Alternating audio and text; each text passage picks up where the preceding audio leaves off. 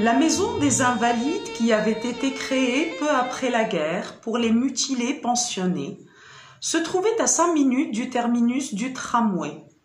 C'était un ancien couvent, vaste, d'une architecture compliquée et distribué sous plusieurs ailes, avec des murs très épais, blanchis à la chaux, des galeries couvertes et de grandes salles voûtées et fraîches, où l'on avait installé les réfectoires et les services. La lingerie, que dirigeait Madame Marlon, la mère de Pierre, se trouvait dans une des grandes salles. C'était là qu'elle accueillait d'abord les enfants, dans l'odeur des fers chauds et du linge humide. Au milieu des 2 employées, l'une arabe, l'autre française, placée sous sa direction.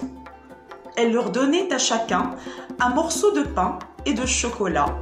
Puis, retroussant ses manches, sous ses beaux bras frais et forts, mettez ça dans votre poche pour 4 heures et allez dans le jardin.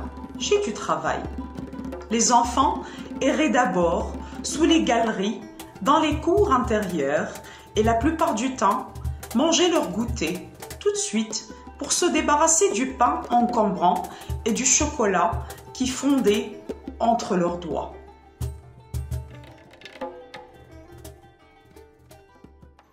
Malan avait l'air d'un Chinois avec sa tête lunaire, son nez un peu camus, les sourcils absents ou presque, la coiffure embérée et une grosse moustache insuffisante à couvrir la bouche épaisse et sensuelle, le corps lui-même douillet et rond, la main grasse aux doigts un peu boudinés, faisant penser à un mandarin ennemi de la course à pied.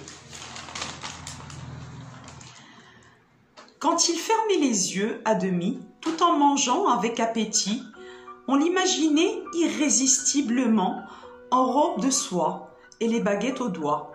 Mais le regard changeait tout.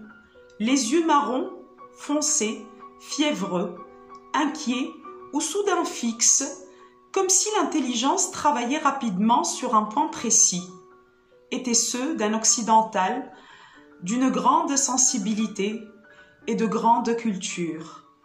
La vieille bonne apportait les fromages que Malan guignait du coin de l'œil. « J'ai connu un homme, dit-il, qui, après avoir vécu 30 ans avec sa femme, » Cormery se fit plus attentif. Chaque fois que Malan commençait, « J'ai connu un homme qui, ou un ami, ou un Anglais qui voyageait avec moi, on était sûr qu'il s'agissait de lui-même. » Qui n'aimait pas les pâtisseries, et sa femme n'en mangeait jamais non plus. Eh bien, au bout de 20 ans de vie commune, il surprit sa femme chez le pâtissier et il se rendit compte, en l'observant, qu'elle allait plusieurs fois par semaine s'empiffrer d'éclairs au café. Oui, il croyait qu'elle n'aimait pas les douceurs, mais en réalité, elle adorait les éclairs au café. Et je baillerai des éclairs une comète plantée entre les dents, mais sur terre en attendant je me transformerai en la femme chocolat. Taille-moi les hanches à l'âge, j'ai trop mangé de chocolat. Mais à l'autre bout de la ville, l'été nous tend déjà en contraste ses autres richesses.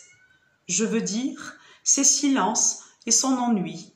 Ces silences n'ont pas tous la même qualité, selon qu'ils naissent de l'ombre ou du soleil.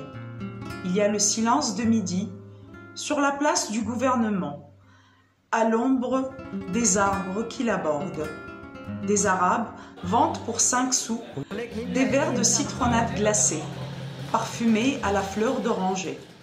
Le rappel « fraîche, fraîche » traverse la place déserte. Après leurs cris, le silence retombe sous le soleil. Dans la cruche d'un marchand, la glace se retourne et j'entends son petit bruit.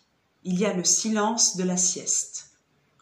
Dans les rues de la Marine, devant les boutiques crasseuses des coiffeurs, on peut le mesurer au mélodieux bourdonnement des mouches derrière les rideaux de roseaux creux. Ailleurs, dans les cafés morts de la Casbah, c'est le corps qui est silencieux, qui ne peut s'arracher à ces lieux, quitter le verre de thé et retrouver le temps avec les bruits de son sang.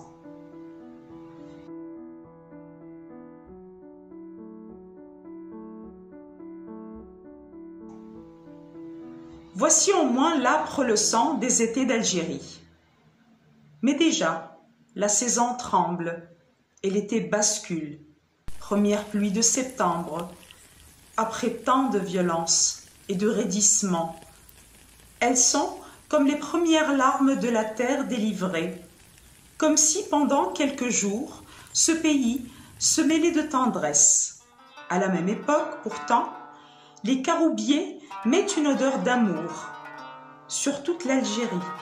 Le soir, ou après la pluie, la terre entière, son ventre mouillé d'une semence au parfum d'amande amère, repose pour s'être donné tout l'été au soleil.